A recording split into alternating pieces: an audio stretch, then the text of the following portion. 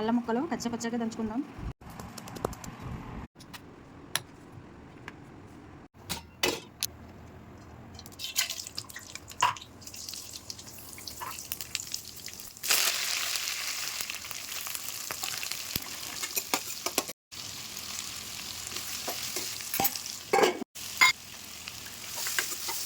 రెండు స్పూన్ల శనగపిండి వాటర్ కొంచెం ఎక్కువ వేసుకుని ఉండలేకుండా కలుపుకుందాం.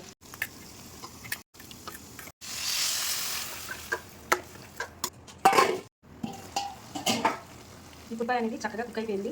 ఉన్న శనగపిండి మనం ఇప్పుడు కలిపి పెట్టుకున్న శనగపిండి దీంట్లో యాడ్ చేసుకుంటూ ఉండలేకుండా కలిపేసుకోండి. పూరి కూర అనేది రెడీ అయిపోయింది. మనం అలా శనగపిండి వేసుకున్న తర్వాత ఒక 2 సెకండ్లు ఉంచుకొని కొంచెం కొత్తిమీర జల్లేసుకుంటే అంటే పూరి కూర రెడీ అయిపోయింది. చూడండి ఎలా వచ్చిందో, సేమ్ మన హోటల్లో ఎలా ఉంటుందో అలాగా. లేదు ఇష్టం లేని వారు ఆలు అయితే వేసుకోవద్దు. ఇంకా దీంట్లో పచ్చి బఠానీ కూడా వేసుకుంటారు గ్రీన్ కలర్ది. నేనైతే అవేం వేసుకోలేదు, సింపుల్గా ఇలా చేసుకున్నాను. నా వీడియో నచ్చితే లైక్ చేయండి, షేర్ చేయండి, నా ఛానల్ సబ్స్క్రైబ్ చేయండి.